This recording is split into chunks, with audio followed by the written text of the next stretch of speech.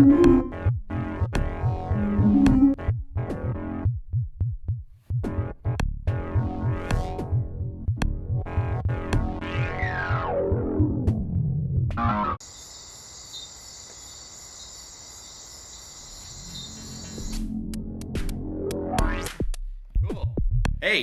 welcome to a new Plug and Groove video. My name is John Skippy Limcool. I am honored to be with a guest today. This is Kabuki.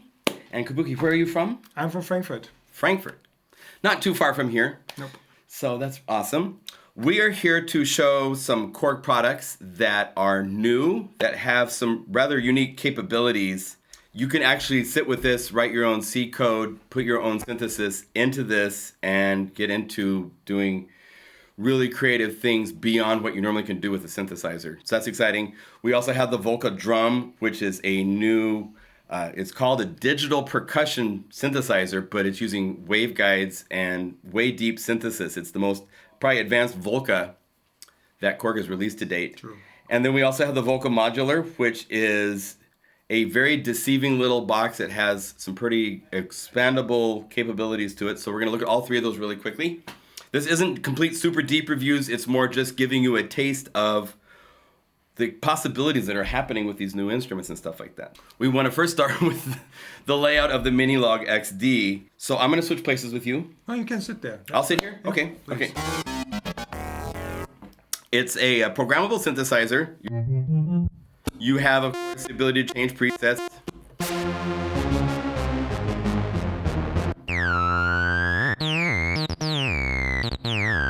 You have octave buttons, portamento, 2 oscillators plus a multi-engine. That's one of the unique new features that we have here. That can get you into waveforms beyond your traditional analog synthesis waveforms. Indeed. So yeah, maybe that's a good point actually, because it's a completely analog synthesizer in terms of the oscillators, the filters. So it's like everything you would expect from an analog synth in that regard. So the tone of the oscillators and also the kind of quality of the filter. It's really, you can really shape the tone in many different ways. And what's really unique about the XD is that they basically had the idea to open source the design for a user oscillator. So basically anybody with the skills and the knowledge to program would be able to download the SDK, the software development kit, and then with this, they can come up with their own crazy ideas of sounds or oscillator designs that they would like to see in that synthesizer. Now, this is loaded with a number of as you can see. Can we do to the top-down camera? Thank you. As you can see, you have a couple different types of presets, and then right here, when you switch up here, it says user. Correct. And at that point, you can spin the types, and these are actually different available. Do they come with it, or are they purchased? There's separate purchases. Some of them are even open source. So, for instance, the oscillators from the Braids module from Mutable Instruments, they're open source, so you can download them and then integrate them in your synthesizer. So it has a lot of options. And maybe one specific engine we want to look at. It's called or one specific oscillator. It's called Bend. Maybe you want to check this one out. So let's turn this down. Turn this down. Turn up. Bent is the one from Sine Vibes, right? Yes, that's correct. This is actually a new form of synthesis he has come across. Yes. So interestingly enough, it's kind of it's similar to FM. So we're talking about 2 sine oscillators, but it's kind of like a unique take. It sounds different. It almost sounds like synchronized oscillators mixed with filtered analog waves. So it's a very unique way to create sound, and I really think it's an exciting kind of addition to the tonal palette. So the shape will take you through the synthesis capabilities of whatever you select? Actually, no, it's even deeper than that. So if you just keep the shape down, now we have the possibility, you can see with the oscilloscope, the current waveform. Now, if you select this particular button, you can scroll through the different parameters. So multi-engine, user, and now whenever you hit that button, you step through the pages. A maximum of 6 pages available. If you just play, you can already see the... Okay.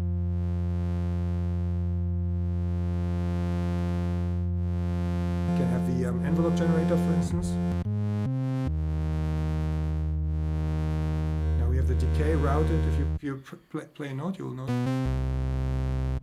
Now we can start to change the types. Cool.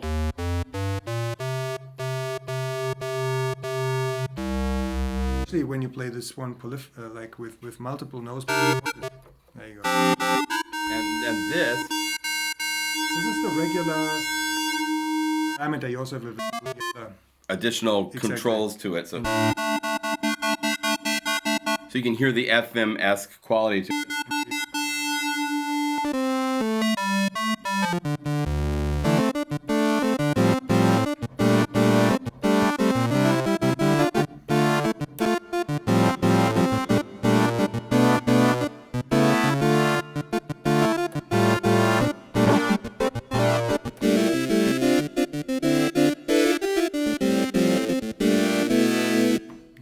So for instance, now if you just hit a single note, you see the kind of shape we're talking about. You know? It's like a really complex, evolving tone, and in that regard, I think it's really a great addition to the palette. Yes. So the Minilogue XD is 4 voices of polyphony. Correct. There's a bigger version of this, also known as the Polylogue. Indeed. Which has the ability to also have the user synthesis. Correct. And it has 8 voices or 16. 8 or 16. Plus, it also has the ability to load custom effects. That's something we don't have in here. Okay, so even more expandability if you go to the bigger instruments. And plus another thing, it's also interesting, you can have a layered preset. So that's something we can't have in here. You can have layered presets, you can have splits, you can even have fades. So I think especially for somebody who's playing the synthesizer, not just using it to create sounds, it's very interesting in terms of playability. Right. But the XD has CV in. Yeah, whereas the bigger brother only has the sync, as is also available here. Right. This one has CV in options. So as you can see, there's like a lot of some overlaps, but they both have like a very distinct niche. Okay, so there's 3 different models that have capabilities. Although the basic core layout, it's fully analog. It has a digital oscillator added to it. It has the user ability for waveforms. And when you get to the bigger brothers, they also have user effects. Correct. And the 16 voice also has a compressor, which is really a really nice additional benefit to that one. So if I was going to get just one, it would probably be the 16 voice if I was just looking for an all-around because it's the most flexible. But if you have a smaller setup and you need something that's just going to like take with your modular gig somewhere, this is a great place to look. So awesome. Next up, we're going to look at a couple cool Volca products. Yes. They come from the land of Vulcan, of course. Very logical. The Volca drum is not even available yet, correct? No, that's correct. It's, I think, going to be on sale in the coming weeks. So this is like one of the few models on the European continent. Yes. So it's really nice to share this with you guys, get you excited. This is the deepest Volca. It's using waveguides to make drum sounds. So it takes a little bit different approach. It's not just a waveform with noise. Correct. So can you give us an example with one sound? Just play a little so we hear the flexibility of... So you have 6 different parts per kit. Okay. And with these kits you can program different rhythms. So just to give you an example, you have different basic waveforms, and they basically consist of 2 layers, and you have a modulation layer plus an envelope generator.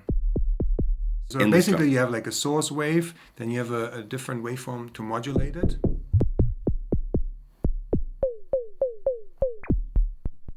You can see you can do like exponential pitch modulation to get like really tight kicks. Right. But the interesting part is like once you send it into the waveguide system, you have different resonators. You have like a tube resonator or a string resonator. You see, now it starts to create sounds that I've never heard with a different drum machine. And I really like using waveguide percussion sounds in my own live sets and my productions because they're really unique. You can get very interesting tones. You know, it's not a classic analog drum machine. So I'm just super excited that that Korg decided to come out with something like this because it's really, really creative and really unique. Yes. You see these kind of sounds? Yeah. It's really inviting. Play around with. Yeah, it makes you want to start drumming when you hear it. So. Maybe just listen to a couple of different kits. So it's really easy to say if you have a number of 16 different kits. And just mute the parts here. So it's kind of like so quality. Right. It's a bit of a crazy one. Let's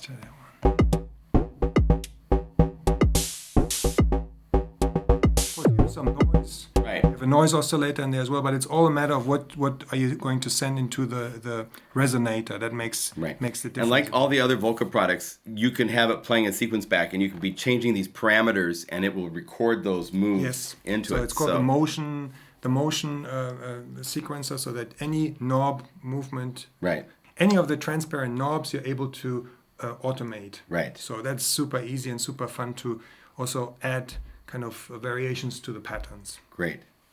So please check this out. It's really exciting to see something with new synthesis technologies applied to drum sounds. Yeah, I think it's just time. There's only so many different analog drum machines you can use. So it's great to have something like that. Yeah, excellent. So here's the Volca Modular. This is new. It's been out since January, and it's really unique in that it is. If you can look, you can see these little boxes. You can actually do. It's semi-modular in that it's laid out one way. Exactly. And then by using these cables, and it's just the littlest, tiniest. Yeah, these are the standard jumper points. cables. Yeah, like little jumper cables. Like what you would use for a breadboard if you make your own circuit. So that is really what you're dealing with here. Yeah, so it's not even like 1/8" jacks or something like that. No. It's their little wires. So by routing these, if you connect from here to somewhere else, you're actually changing the engine and changing what you're going to get sound-wise. Maybe we quickly talk about the architecture first. So this is very interesting. It's kind of like a West Coast take on modular synthesis. It's not the traditional Moog route where you have an oscillator that is rich in overtones and then you cut it out with a filter. Yeah. Whereas here you have two sine waves and you can either fold them or you can frequency modulate them. So let's run a quick sequence here. Now we fold the waves. It's a nice overtone. What's really unique is you have two low-pass gates, so that means you're working in the frequency domain and changing the amplitude at the same time. That gives a really nice ring to it.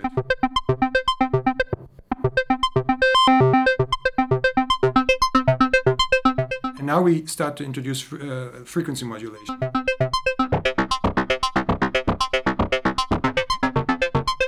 Almost sounds like a clavinet at some point. And the cool thing is, what I like about it, we got the little jumper cable. So we have two oscillators. One is the modulator and the other one is the carrier. So the modulator is not audible, but we can patch this one into the second low-pass gate. So you can see this is the one that's connected to the output. We're just going to patch this one into the input here.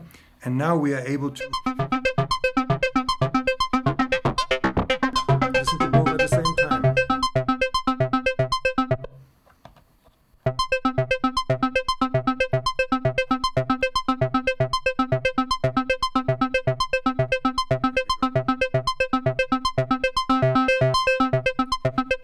So now the next thing I would do is we need to open that gate. So for instance, here you have the clock divider. So now we can choose to have every third clock trigger this envelope here. Okay. Well, this is actually a function generator. You have two different function generators. And then we take the positive and modulate this right here. So we have like a little card that shows us the patch points. Right. Here's the card. Yeah, that's actually a good example. So maybe we can quickly go through this one because it's really easy to understand. Once you look at this, you see, for instance, we just went into dual LPG and you see leftmost input is the signal, meaning we take our second oscillator, and then the middle one is level, right? Okay. So now what we're doing is we're taking this function, we're modulating the level of the cutoff. Right. And now what we're hearing, the high pitch, is actually the second oscillator. And what you're now hearing, the high pitch is the second oscillator. Because now I have the mod off, so there's no frequency modulation. It's just the folding, wave folding. But now we can have like a kind of like a duophonic. Wow. And since we have the clock divider, only every third step triggers this. Yeah. So let's make the waveform a bit snappier for the second oscillator.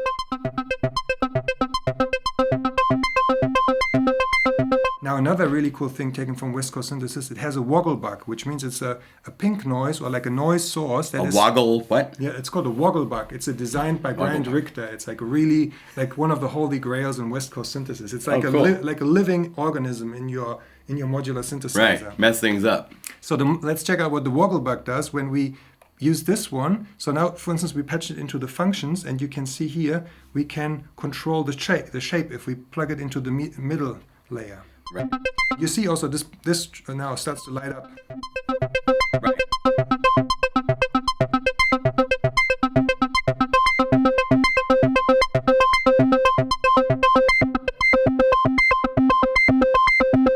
Right now it starts to get funky. Now what we can do is we can actually take the second Vogelbach. So this was the stepped voltage, and now we're taking the smooth output. We're splitting this. We got a split point, so we can have two variations of this voltage. Now we're taking one of them, and we are actually going to modulate the fold to make even more sonic variation. So the sonics you're going to hear, the oscillator is going to change in over time. Just find the right one. There we go. You can see the Vogelbach, the smooth voltage. Yep.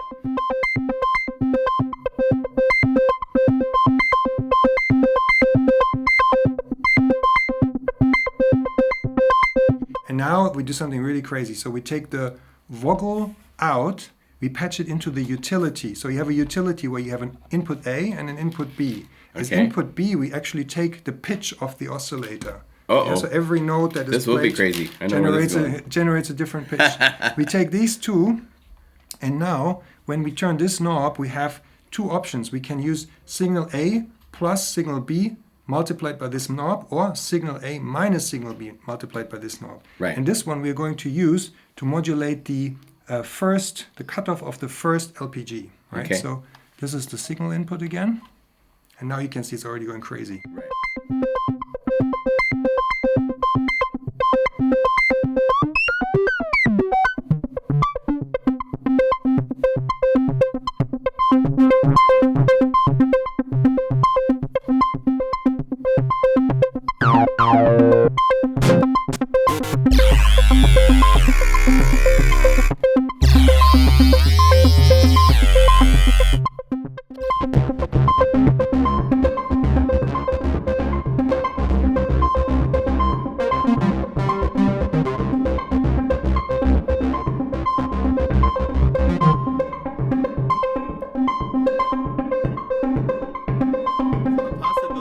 Are pretty exciting with absolutely this. And every little twist of a knob gets you like a different sound. Now, just the last thing I forgot to mention has a space input. This is actually a spring reverb to kind of go with the West Coast tradition. And now what I've actually done, I use this shape to control, so that's like a dynamic spring reverb. This has been a really fun time hanging. Right on. Thank you, man. Thanks for having me. Yeah. So if you have more questions, go to the Korg.com website. Yes, sir. Or send a message to me. I'll be happy to help. Kabuki will come and help you out. When it comes to the modular, yes, I'm there. So thank you, and we'll see you in the next video. Cool, man. Cool. It's fun. Yeah, good time. Nice little jam. Good time. Yeah.